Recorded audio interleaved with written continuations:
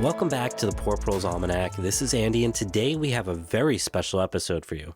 Eliza Greenman joins us to talk about persimmons and oaks and their role in the future climate change-driven diet. Now, for folks that aren't familiar with Eliza's work, she's someone I've been following for a long time, and one of those researchers that always pushes you to work harder, to dig deeper, and to have hope that by looking to the past, we can build a better future. She's one of those people that gives me genuine hope in the work we're doing in the future we envision. Her passion about tree crops is second to none, and I think you all will really enjoy this conversation. To read some of her research, check out Eliza Apples, that's 1A, elizapples.com, which is included in the show notes. And of course, if you're interested in her work, check out Instagram and also pay attention to what's going on with the Savannah Institute because she's working over there too. Now let's get to the interview.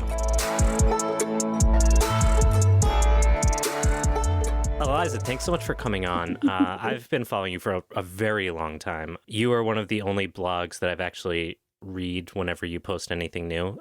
You're one of the few people that I look at and see new research happening, and it's just like every time I'm like, this is so beyond anything I knew, and like that doesn't really happen to me that often.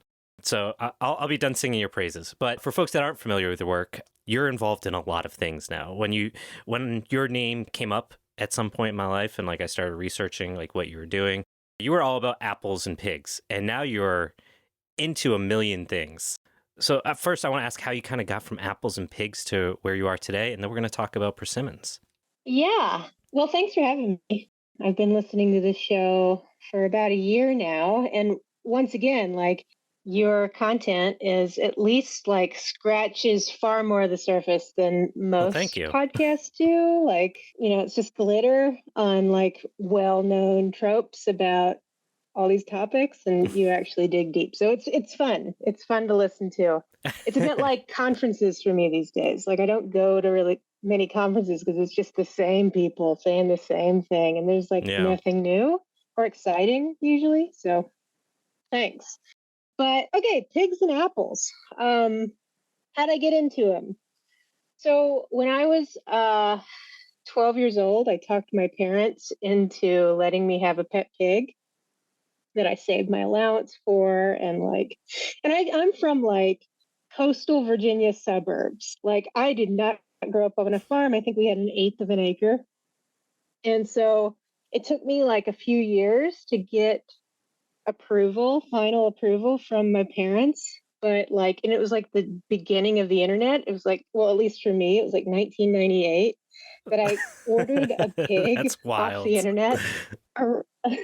Yeah, that like took a Delta flight from Texas and landed and picked her up. And then I had a pig, and it was like a Vietnamese potbelly pig. And so like from early on, that pig, by the way, lived to be 23 years old and died 2 years ago. But early on, I had this like fascination with pigs, and like I just knew so much about them. It was like one of the things I read about all the time. And so they've always just been a fascination of mine and in the back of my head. And I never want to have another pet pig, but I had just been thinking like, how could I like scratch this itch basically and like keep learning about pigs and see where I end up. So then I have a degree in forestry, and I worked all over the United States and parts of the world after obtaining this degree. And I just learned that I did not like forestry as it was. I didn't like the community or the culture around it, like especially in the South. I didn't like the idea of raising trees for monocultural applications for like in-use products that might be toilet paper, or something like that. And so I slowly, and I guess I won't get into this much because I do talk about this a lot, is I started to transition out of pulp or, timber trees into like this realm of non-timber forest products trees. And so I started like learning everything I could about the persimmons and the hickories and all the plants, like identifying them and trying to figure out what they're, if they're edible or whatever, because like if you're working in the forest, you've got Yeah. a lot of time, generally. And so then that like transitioned into me living on an island that was covered in apples, and they didn't really have a timber product. And this was in Maine. And it all just made sense. It was like, wow, this is, a form of this is actually a form of forestry, but it's for food production, and like they're bright and colorful, and like it's so much better than, and like people love like everybody loves apples, and there's nobody like strapping themselves to a tree to save an apple that like is getting pruned. Yeah, it was like a whole cultural shift for me, and also like a molecular shift as well. Like my whole body was just like, this is it. This is where you need to be. Like, and it was an instantaneous passion that I can't. That's also like a curse in many ways. But yeah, to bring back pigs into the equation, I started reading. I mean, I've read everything I can just about apples that's been written prior to, let's say, 1950. And I just started to learn that like the genetic origin of apples was in Central Asia. So I saved up and I went. And what I found there was they have like apple forests, and the apples are also growing. They're like walnut forests too. And there's like cherry plums and pears. I mean, it's just like an purely natural Yeah. native fruit forest and nut forest. But it's managed by people with animals. And I just started to see the whole like sustainable loop of animal inputs and services meets final products, and like human and like derived human nutrition and all of these things. And so that's when it was like the pigs Yeah. came back into the picture. And it was like, okay, there's, these are Muslim countries, like they don't manage with pigs, but I happen to know a lot about pigs. So that's when I like shepherded them into my new realm of trying to wrap my head around like more holistic, cheaper ways Yeah. of managing orchards for both high quality like meats or meat animal products and fruits and nuts and wildlife, basically, or habitat. Yeah. And how did you get into persimmons from there? Yeah, so persimmons, I first got into when I was working for Louisiana State University, and I was in the bottom. I was doing bottomland forest research, where you're wearing like high waders, and Watching the it was gators. Yeah. dangerous and hot. But like in the bayous, like watching, water moccasins swim by, and you're like, oh. But so I started to see persimmons like all over the place. And then I started to read about them and started to eat them. And again, like I spent so much time in New England, like pretty soon after that, like the next 7 or 8 years, that persimmons sort of fell out of my realm.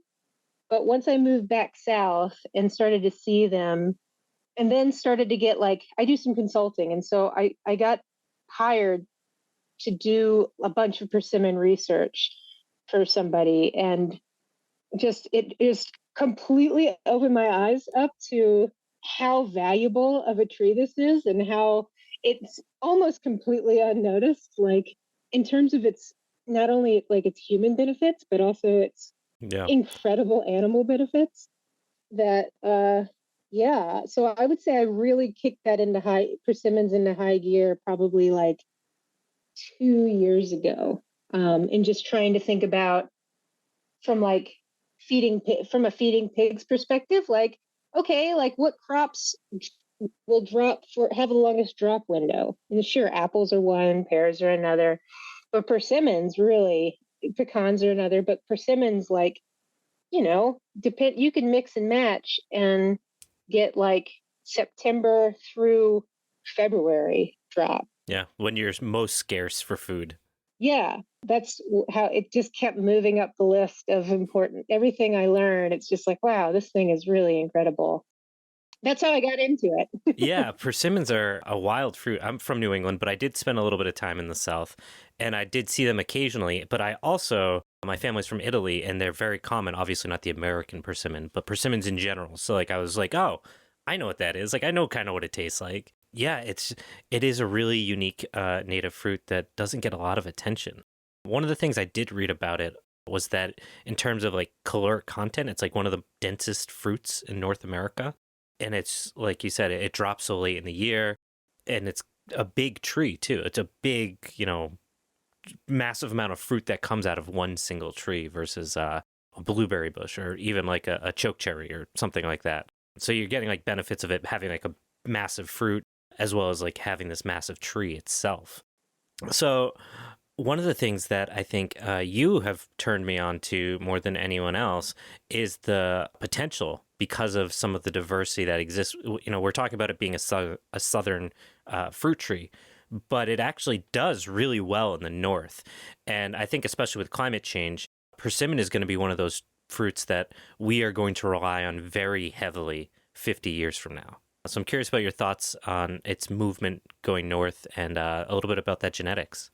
Yeah, so I'm going to launch into a little bit of a background on persimmons because we've been doing a lot of work in this. So also, like, I work with Savannah Institute currently on a persimmon breeding project. And so a lot of these insights I'll share are from that work and that we have done and will continue to do. But so there's two types of persimmons. Well, that's not completely true. But when we think of an American persimmon, there's two main types. There's the Northern American persimmon and the Southern American persimmon.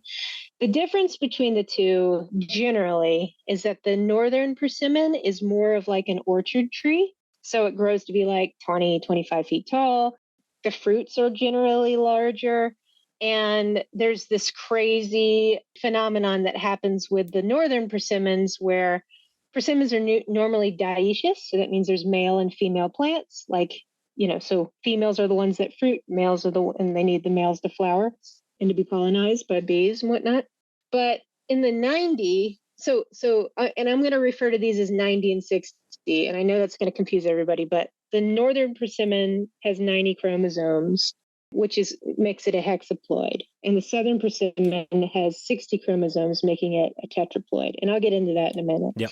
But then the Northern 90 has specimens that are monoecious, where there's male and female flowers on the same, or reproductive structures on the same tree, meaning that they're not, they don't need some male because it's already on the tree. And that's like one of the major tenets of domestication for a lot. If you look at like a lot of the crops that have made it, into the human realm, like usually they're monoecious. Very rarely do you see a crop like dioecious seems to be considered more so undomesticated or wild. It's not completely true, but like with mulberries, for example, but mulberries are also leaky in their sexual structures too.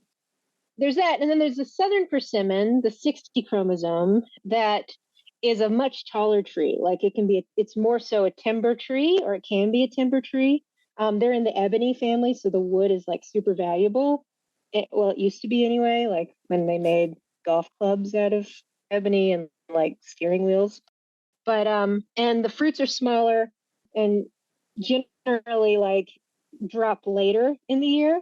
And then where the 90 Northerns drop earlier. And that's, because of their climates they're adapted to. Like the fruits in the South aren't going to hit like they're not going to hit crazy cold for a while. And so they can hold on to their fruit structures for, as long as they want, basically. Whereas in the North, like they got to ripen those fruits fast in order to rely on some sort of dispersal. Yeah. So we're primarily working with the 90 chromosome Northern persimmon and trying to push the boundaries northward to see where, basically in making some selections where we've sequenced the 90 chromosome genome or a persimmon genome, which turns out is incredibly difficult. And we received assistance from like a sequencing company called PacBio, along with Hudson Alpha, which is like a nonprofit sequencing.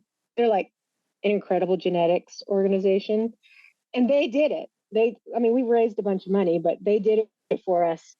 to try and start like unlocking the mechanisms behind what's it going to take to make these persimmon, where are the genes basically that control cold hardiness, and can we select from those from like seedling stage, once at first leaf out, Yeah. in order to really speed up persimmon breeding, because it's at this point, if we plant it from seed to fruit, that's like 6 or 7 years, Yeah. and so that's what your cycles are looking like. And where this, after our first cycle, it could very well become, once we figure out what the markers are, it could very well become like 2 to 3 years between of basically picking the right parents that have those cold hardiness genes, that then we can get to work like making all the crosses to ensure, or try to ensure, that they've got the stuff we want. Yeah, but they're still pretty cold hardy, right? Like even as they exist today, I think because we think of persimmons as being a southern fruit, like they can handle New England today. Yeah, totally. The major thing that is needed, so they're plenty hardy generally. Like, as if you buy, American persimmon from some online nursery or whatever, and they ship it to you, it's gonna live. Yeah. The main issue is ripening in time. So, if you've got like a heavy, heavy frost in late September, you're bumping up against basically like viability of if you're going to get fruit or not. So that's the first thing. And like, it wouldn't hurt to just like have persimmons in waiting, for like those late frost, warm years. Also, like, the only real hardiness thing too that we're encountering, and also talking to people like Buzz Ferver, who's in Zone 4A Vermont, is like seedling persimmons tend to be less hardy. So that's where we're testing first, is like who's got antifreeze in their veins, basically. Yeah.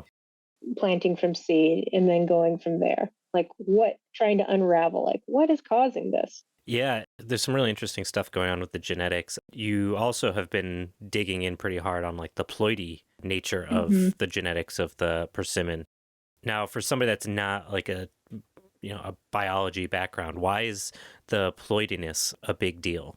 So, in general, when you have sometimes, okay, so my default language is usually apple, so I'm gonna go back. I'm gonna switch over and tell this in apple. So apples are diploids, meaning they have 2 sets of chromosomes. And so when there's a doubling event, so a diploid goes to a tetraploid, usually what that means is the fruit is huge compared to the diploid.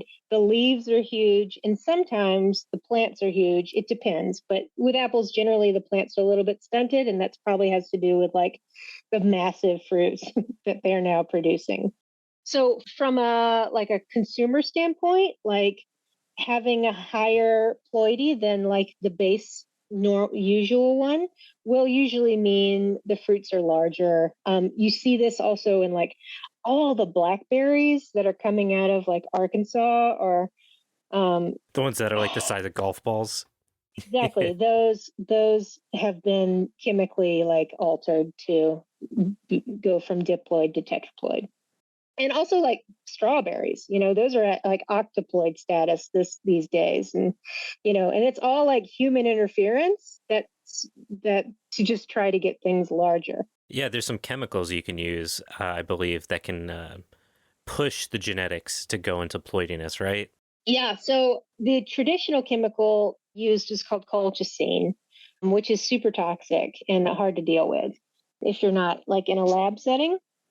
But then they started to find that there's this one herbicide called Oryzalin or Oryzalin. I don't know how you say it. Oryzalin. And that was causing doubling in a lot of the plants. It's like a pre-emergent herbicide, which is hilarious to think about, like how many superweeds might have come up as a result of like crazy doubling.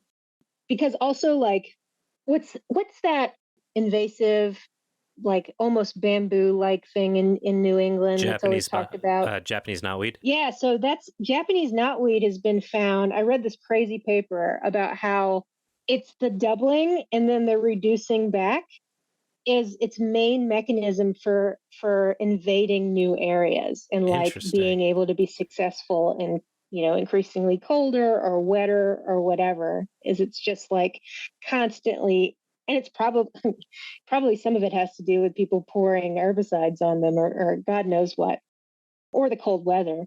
So outside of human manipulation, it's basically like something that happens randomly in nature that often is the reason for successful establishment beyond its native boundaries. Yeah, I wonder, getting on the invasive species thing, you have these invasive species come in and they're usually not invasive right up front. Like they usually settle in and then it seems like after 20 or 30 years, there's like this sudden change. And I wonder if that has to do with how they're reacting because a lot of ploidiness comes from species trying to exploit a niche, right? Mm-hmm. So I wonder if that plays into into that, how non-natives can turn into these invasive species. Yeah, it could. I mean, I also like this is only on topic for this last thing you're Okay. saying, but like I read this hilarious paper about honeysuckle, Japanese honeysuckle, and how cardinals have started like prioritizing feeding on the red berries because it makes them redder, and the chicks dig the like deep red plumage. And so like it's totally become like a sex icon sort of thing that's like, well, that's how it that's how this thing is so successful. Like it's totally turned cardinals into like the Kardashians, And so Yeah, there's a really good pun in there somewhere about Cardinal Kardashian. It's there. I right. don't have it right now off the tip of my tongue, but yeah, it speaks to the fact that a lot of this stuff is so complicated and like we can leverage what we understand as much as we can, but like we also have to be like really observant of the fact that we many times don't really know what we're dealing with. We think we do, and then we learn a little bit more and like, oh, actually we didn't. And then we think for some reason that's like the new that's the new goalpost. Like we've made it. We understand this now, and there's nothing surprising we're going to learn in the future. But I do want to talk a little bit more about this genetics because one of the things that I know you've been looking into is whether or not there's been selection happening or there was selection happening by indigenous people with persimmons and the way we see them spread across the landscape and their fruit. Yeah. So one of the goals of sequencing this genome it is to like identify markers essentially for a whole slew of things. But one of the things is we know that the northern 90 chromosome persimmon exists in the southern 60 chromosome range in numbers. And so like it's in Kentucky, it's in Virginia, it's in North Carolina. And I have a feeling that if we were able to go out and map these trees, we'd probably start to see like traditional indigenous pathways arise from it. But one of the things that alone, though, seeing the 90 like representing itself in this southerly range within a certain line itself like shows that there has been selection. And then just doing the genetics on these trees to figure out like are they related, like what are they sharing, like how did this evolve from like basically the first 90 chromosome persimmon was written about by white people in Alton, Illinois, which is in southern Illinois. And so from there seeing where they went and who's related to what, and is it like a great great great great grandparent or whatnot. So we should be able to tell that, which in a lot of our breeding work like is super important from like a royalty structure sort of thing of like it's the constant question of yeah, okay, we are actively trying to work with wild native crops that had a heavy placement in indigenous culture. And so all the good genetics we're working from essentially were very likely selected by indigenous people. And so like putting that in as the ground floor a royalty structure for anything that we come up with in the future that, could help push the range. It might turn it into an industry, Yeah. something like that. At first, when you said royalties, I was thinking more like genetic lineage. Like my dog is a duchess because of her birth certificate. And I'm like, okay, like I see where you're going. Then you flipped it on me, but like, no, that makes a lot of sense. It's something I don't think that gets a lot of attention. And obviously, it's like this really uneasy ground as somebody who does sell plants and focuses on native plants about like, what is my responsibility and what should I be doing in terms of like honoring that work that's been done in the past and like giving back financially for that work that makes it so I can sell sunchokes or, whatever. It's funny, a couple of years ago, we actually had a guest who had researched the Cherokee and their involvement with honey locusts, which I know is something we've talked about in the past a little bit off the air. And like, it's wild because we forget that like these things were still in transit. These were all plants that were in transition because nothing is really static. That I try to imagine like what a persimmon would look like today if white people had never shown up in North America. You know what I mean? Like where they would be today if they had continued that genetic research that had been going on. The same with pawpaw, hickory, American chestnut, even white oaks, red oaks. They were all something that was probably managed in some capacity. Maybe oaks less because of the diversity. That would have been a really, really tough one, I think. Mm-hmm. But yeah, there's just like it's really I guess like grounding to think about like how small this moment in time when we're trying to do this stuff, bring these crops back, is in the longer history of how they've been stewarded. So giving back, I think, is really great if you can do it. That's the goal. Hey, we're taking a quick break in the episode to remind you that you can get a whole lot more information from poorproles.com. On our website, we have access to our supplemental reader for the podcast, which provides more depth and context as well as thorough citations for all of the stuff we talk about in the show. You can also sign up for our newsletter, which updates you about limited releases, such as various nursery stock that we sometimes sell through the Poor Proles website, as well as updates about new merch that we have. You can also support the show through that website, poorproles.com, where you have access to our Patreon and our Substack to get early releases for articles and episodes. Now, if you enjoy the show and are just looking for even more audio content, go check out Tomorrow Today, which just wrapped up season 1, or tune into the Gastropocene, which is a project of myself and Dr. Aisha Khan to discuss the way our diets have driven the Anthropocene and what it looks like to use our diets for good. Now, back to the show.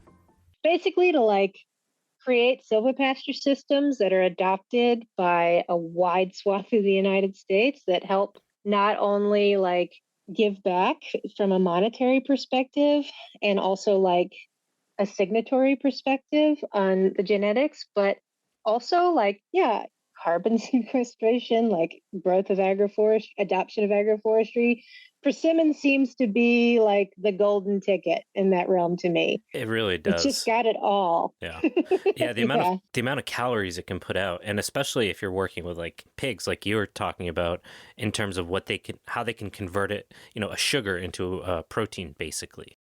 And I think that's really like I think it's important to think about these crops as human food, but also the role that these crops would have in supplementing like monocrop corn is something I don't think we should dismiss. And that's in particular around like nuts. Like hickories are a really phenomenal nut to eat. They're a pain to process. Give them to cattle. Give them to something that can eat them. I don't know much about cows. I've never worked with cows. But so maybe that wasn't the right example. But the idea of like, all right, so instead of trying to restructure the entire American diet, how do we do these things in a way that's most accessible and can cut out as much of the bad stuff of our diet without having to necessarily make it functionally different? Mm-hmm. So I'm interested in your thoughts about like kind of where does the persimmon fit in the American diet in 100 years in this climate not apocalypse situation? Yeah. So I mean, just from a nutritional standpoint, persimmons are 31. Well, as you said earlier, they're the most nutrient dense native fruit to North America. So see ya, pawpaw. But they also they have 31% sugar. They have 19 amino acids out of 20, so they're almost a complete protein, which is a real shame because if they were like, whew, we would be, see you soy, kind of thing. Yeah.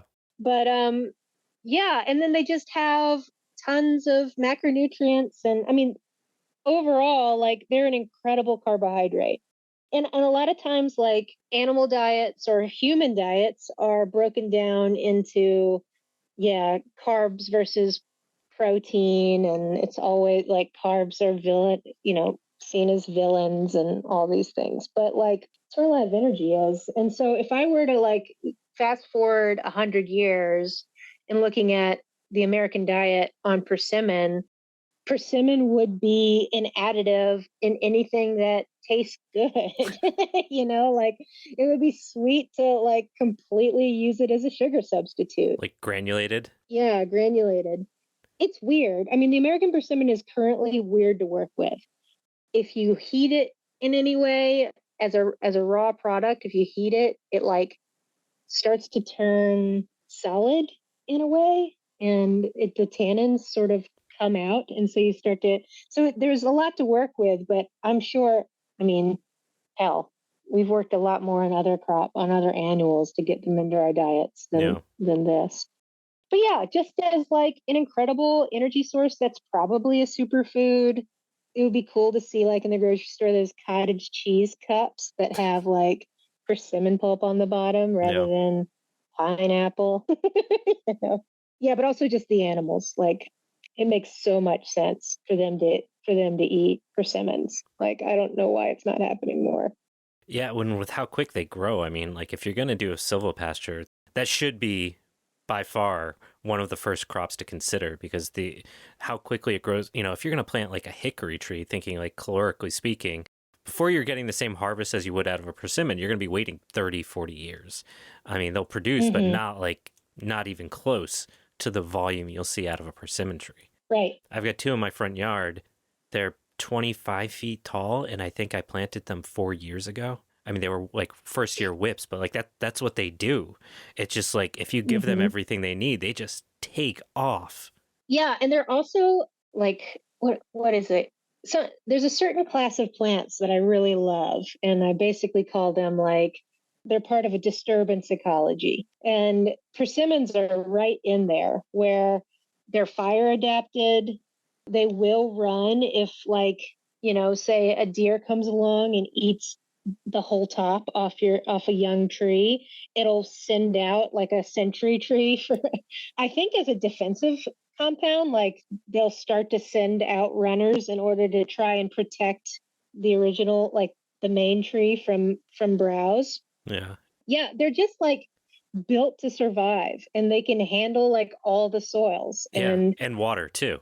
And water, right. So like in Virginia, one of my lease properties it's a wetland. Like it's a major seasonal wetland. And every place where I have like a micro topography of like, say, 8 inches taller than the rest of I've got a persimmon coming up. Yeah. They just know, they're intuitive. Smart they take trees. No effort. Yeah. So. You don't have to spray for bugs. They will, and you mentioned deer, and like I think a deer's hit one maybe once, but they don't really like those like velvety leaves. They're just not really, or at least here, the deer don't seem to want them. Oh, here they do, but really, it's an epidemic. I have an epidemic of deer. Maybe it's because they just don't know what it is around here because they're not common. Yeah, that could be. Yeah, that could be. Yeah, because like I said, maybe I've seen a nibble here and there, but it's funny. I have some quince in the backyard, and they get destroyed by deer. And they have very similar, like, kind of thickish leaves, but they don't touch the persimmons. So maybe I'm just lucky. Maybe my deer are just not evolved for that. Yeah, I think mine probably have it, like, in their microbiome gut. Like, every now and then they just get a persimmon craving. Which I can understand. I know this has been one of your main interests, and I do want to talk a little bit about oaks as well, because I've been getting into a real rabbit hole on oaks lately. And one of the things I've actually been thinking about is, as we try to think about these like novel ecosystems that are going to be coming up because of climate change, and what our responsibility as land stewards in terms of like facilitating migration for species that move very slowly north during like this impending climate, whatever you want to call it. A lot of species that can survive those colder climates don't travel fast enough. So, and also like you're going to have species traveling and then like trying to create kind of new ecosystems because there are new places with other plants that also ended up kind of in the same spot. And I've been trying to think about like, all right, where does a persimmon fit into that kind of ecosystem around here? I feel like it would do really well in like around like white oaks. Like I think it would make a nice sub canopy tree for like a white oak, oak hickory forest kind of area. And then you get the best of both worlds. But to get back to you, you were recently in Portugal doing fun stuff with acorns, which I'm incredibly jealous about. You must have just had a field day with the dehesas and all that kind of stuff. Yeah. So I got invited to attend a conference on edible acorns, and it was right on the line of Spain and Portugal. And apparently like every 2 years it goes between one country or the other. And I love nothing more than a completely nerdy, tiny niche of a conference, because that's when people come out of the woodwork. Oh, yeah. And so, yeah, I attended this conference. And what was so interesting to me is, yeah, in Spain and Portugal, they have these, in Portugal, it's called Montado. In Spain, it's called Dehesa, which are these oak savannas that through human manipulation over time, especially over like the last 120 years or so, have become pretty decently like two species silvopastures, like across vast areas of land, and where, jamon or Iberian ham is produced, the, most expensive ham in the world, because it's finished in these savannas on acorns. But what was so interesting to me about this conference was they were looking to move past that. Like, okay, so we have succeeded in the silvopasture realm of oak trees, but now, like, how do we take them further and reintroduce them into human diets? And I think that's like, it was such a valuable thing, because it's totally where a lot of my research has been, is like, okay, well, sure, I can create these crazy orchards that drop for, from May to March. And all that matters for me right now is that I can get animals to eat the drops. But if I can get humans to start eating, if I can get humans to go through this thing as a U-pick or something, then it's going to have a lot more value added to it than just the meat. But like having an economic strata of just animals, I think is actually a pretty good way to like change agriculture in certain respects. So I learned so much at this conference, and one of which is like, I guess I'll go into three realms. So we'll do fruit exploring, and then we'll do nutrition, and then we'll do like, I don't know, I'll freewheel it. But like in these niche crops, like there were quite a few people there that would be considered fruit explorers, or I consider myself a fruit explorer, of like just people that go out and look for improved or crazy in some way fruit or nut producing tree, to then like try to save it, put it back into circulation, giving it a job of some sort. At this conference, I learned that there's tons of people like going out, not tons, let's say a handful of people going out, dozens of us, into Spain and into Portugal and looking for like very low tannin acorn producing trees. And from there, like propagating them and trying to get them out. And because low tannin in acorns is like the money maker. There's a lot of people out there that leach. And this is happening there too, where like acorn flour is being made from high tannin acorns that have been leached. But ultimately, like that processing system is expensive and cumbersome and doesn't really meet current like consumer levels Yeah. to justify the cost. You end up seeing it like in the United States, you see it like in Asheville, or some other place that might be People like more. us. Yeah. Yeah, exactly. Like if somebody were like, "Hey, Eliza, where do I buy acorn flour?" I would be like, I don't know, but I guess I can tell you how to make it. Yeah. But anyway, finding these low tannin acorns is sort of like the next era of how to bring these to the human consumers. And something interesting along those lines is the Spanish government is basically writing regulations for what trees can be propagated and like planted out. Like you can't do it willy-nilly like you can in the United States. Like they have to evaluate and all these things before they can give like permission of these fruit explorers or whatever. This is sort of new, of the fruit explorers to like reintroduce or introduce these low tannin acorn cultivars.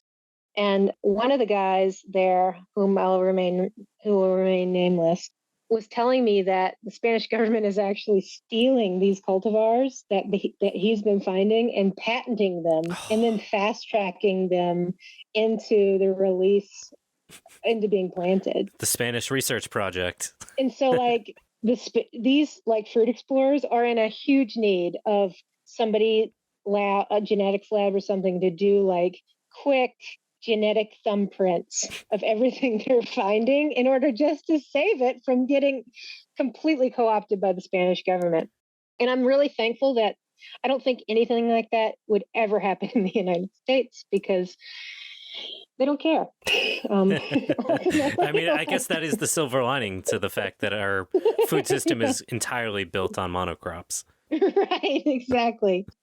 But the thing about, so the species that were mostly talked about were Quercus ilex or holm oak and Quercus suber or cork oak. And there's low tannin specimens of both, like good, healthy handfuls of specimens that have been found. And at this conference, I actually got to taste a bunch of them, fresh and dried. And I've tasted similar or lower amounts of tannin in the United States. It was actually really refreshing that finally, like, I guess due to our, like, North America's vast diversity of oak trees, we have them. Like, it's just a matter of having to find them. And it's unfortunate that we're at the point where we have to find them now because, like, 120 years ago, like, the TVA did all sorts of contests for this. And, like, they found, the lowest tannin white oak, the lowest tannin chinkapin oak, like the lowest tannin chestnut oak. Like they were finding all these specimens that had been propagated and were getting planted out. And now they're, Taylor Malone and I found the Lent white oak, the winner of the white oak group that's still alive. Oh, you did? And I've had a hard time grafting it, but I did get somebody to graft it for me who's got it in a greenhouse currently and is doing fine. That's so cool. Yeah. So, I mean, the beginnings of this conference were just like, man, if we could just somehow get people to look and eat, like taste acorns, Yeah. like we could really get somewhere. Like for instance, I grew up close to Williamsburg, Virginia, and Colonial Williamsburg has tons of Quercus virginiana or live oak. No, is that it? Anyway, I think so. I mostly just speak Latin sometimes, but it's an evergreen oak. And like most of those acorns have very little tannin, like perceptible tannin compared to what I was eating. So it's just like, I feel like the pursuit of low tannin acorns is a bit of the Wild West that I would love to see start to take off. Yeah. And I would love to see somebody like put up $1 million, or something like that to go find it. Yeah, I love the bur oaks. I know there's like, I don't think there's taxonom. I'm never going to say this word correctly because the microphone is on. Taxonom. Yeah, I'm not going to even try. Biologically speaking, there is no difference between two different types of bur oaks, but there's like a swamp variety that just like gets significantly bigger and has low tannins. That is really, really appealing to me, but it is not anywhere close to me to even like get involved with harvesting or like trying to find ones that are good. I don't know if you've ever gotten to mess around with bur oaks, but or if you've ever even seen them, but they're ridiculous. They're huge. Yeah, I was sent some this winter to like grow out from a friend that made like a low, and it's giant. Yeah, It's like, it looks I mean, the fake. actual acorn's like a golf ball. Yeah, you know, it absolutely looks fake. yeah, and it's so much. I mean, it's just so much bigger than any of the acorns I tried in Spain and Portugal. I talked about is it macrocarpa? Yeah, that's Yeah, it. It's macrocarpa. I talked about bur oak with some Portuguese people, and they said that actually, like after the war, like the United States sent over a ton of bur oak into Portugal, and so they actually have some, but like nobody's been. They're like, oh yeah, but they're all bitter. I was like, are you sure? Like, maybe you should just do an Yeah, assessment because, just like, check it yeah, out. some bur oaks are bitter, but a lot are really quite nice. Yeah.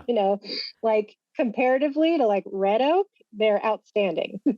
To me, that size though is like the thing that should be like, not that you can't process small acorns, but man, I think about like how much easier it would be to scale production with something that much bigger that produces fewer bigger nuts. That seems like a no-brainer to me. Yeah, absolutely. I mean, you see it, we see it with chestnuts, like Chinese chestnuts, like people only want the big nuts. And I don't know if that's just like an ego thing or an actual like picking, sure, it is a lot faster and more economical to pick up big nuts off the ground than small ones. Yeah. So, yeah, I completely agree. And I wish that it's not going to happen in Savannah Institute, at least for, we've already got our crops that we're working on, but it would be so amazing for somebody to actually pick this up and work. And I would be happy to share any sort of connections and whatnot. But if I were to put a wish out there, it would be somebody work on bur oak, like not in a backyard way, like Yeah, at scale. really do it. Yeah. Yeah, at scale. Yeah, and that's the hard part is like it does take a significant investment to like really build an infrastructure. And, I hope so. I agree with you. I think in terms of like making acorns a crop food for humans would require something like the bur oak and some intensive research going into it. I was also thinking about this other piece with acorns. A friend of mine brought up to me about the the actual processing practice. Like we're talking about like leaching acorns. Most people put it in water, like either standing water or running water. But also, like there's an interesting history if you look at the process of leaching those tannins in different parts of the country.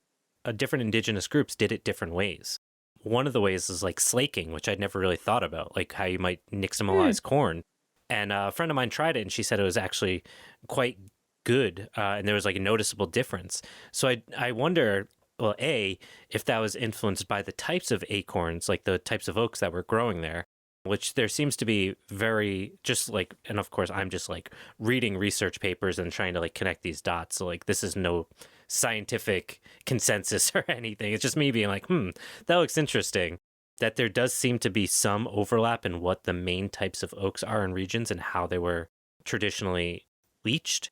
And if we started incorporating some of those thoughts into the species we're picking, how that might change that flavor profile and make it a little bit more accessible. Oh, that's fascinating. I've not thought about that really much. Like the slaking is new to me, but would totally make sense, I think. Also, like if you're looking at indigenous, like old pictures of like California, indigenous like processing acorns, you see all these holes like in rocks and such. But like those sorts of rocks don't really, they're not ubiquitous like across the United States. And we certainly have like way more species, like that are growing in, yeah, places where there's no rocks like at all. Yeah. And so, yeah, just thinking about how processing might have happened if it wasn't like pounded or basically like this in the same vein of a grist mill or something. Along those lines, I met a man, actually, I have I ate them all this morning. I finished eating them. So this doesn't help any. But I met a man who he's been on like a lifelong acorn adventure in terms of like figuring out how to eat them. He's in Basque, I believe he's in Basque, Spain. And he was saying that he's like, okay, well, like I've got these tannic acorns near me. The thought was, what are analogs that exist that have this much tannin that are actually consumed by humans, and how are they doing it? Yeah. And he was like, aha, olives are terrible. And yet through fermentation, they turn into these delicious products. And so I think I'm going to write an article about this because he's going to announce his workshop, I think in April. But he has figured out the methodology behind fermenting acorns. Ooh. So that the meats are delicious. And the amount of tannins they have, like, it just matters how long you soak them, and change the water essentially. But it is like soaking, you're just cracking them, and it is just soaking for however long in a brine. And man, they're fantastic. And that to me, like, completely caused me to have like an aha moment of like, because tannins in acorns, like, they can actually like cause your livestock, if we're going to go talk about livestock, they're going to cause them to lose weight, like Yeah. it can be a toxin or an anti-nutrient. And so this idea of like picking up acorns and like putting them in barrels and like fermenting them in brine and, having them as a late winter feed if you need to or something, like, super valuable to me. Yeah. And also potentially as a human food too. Like acorn silage. Yeah, exactly. I mean, that is certainly something that I think about a lot. So I mean, basically, yeah, that's what you're doing is processing it in a similar enough way. Mm-hmm. So there's more than just, who knows, like by the coast, potentially, like, eons ago, like maybe there was like saltwater brined acorns going on. And I'm almost positive I've got to there imagine, were like on those islands in Georgia. Yeah. Like, or you're talking about like Spain, but like that Iberian Peninsula in Italy have so many different or similar characteristics. And, the acorns are pretty, maybe not today, but historically were considered or understood as more of a food, and especially given the way they managed olives, I can't imagine that they didn't at least try. Mm-hmm. Right. It's just not written about. And part of that, I also learned watching all these presentations, I kept seeing photos in these like, people that speak no English. Like, I kept seeing photos of American Indians like harvesting, all in their acorn culture. Like, it just presentation after presentation. And I was talking to one of the Portuguese guys. I was like, what the hell? Why don't you use your own photos, like your own historical photos? And they're like, oh, they don't exist because eating acorns are a poor food. Yeah. And so like there's so much shame around acorn culture and like subsistence living that like nobody wanted to be photographed engaging in any aspect of it whatsoever. And so now in like our renaissance that we're trying to bring back to switch this crop over to humans, like we've only got you guys over in California to lean on. Wow. It really is one of the most interesting things, I think, with this podcast and like getting into some of the research we've done. You start digging into these like rabbit holes of like very basic, fundamental, how did people live 1,000 years ago? There's just so little, despite it being the most common information, because it was so common that people didn't think there was a reason to write it down. Why would you write down what you do every day? Like, how is that going to change? And obviously it did, but it was just so common knowledge that no one cared to make sure that it stayed like not known. Mm-hmm. Now we got to do the legwork of trying to rediscover all this stuff. Yeah, recreating the wheel. It's fun, at least. I mean, I guess that's a hobby. Yeah. Yeah. Eliza, for people that want to know more about what you're doing, watch you go on these wild trips of like when you were looking up the black locust for cultivar, the ship ship the mast. ship mask black Yeah, locust. I was just like, I've done a lot of research on black locust, and I'd never heard the term ship mast black locust until you were talking about it. Anyone that can do that is worth paying attention to. So where can people go find you and your fun work? Yeah, I have a blog that I poorly maintain.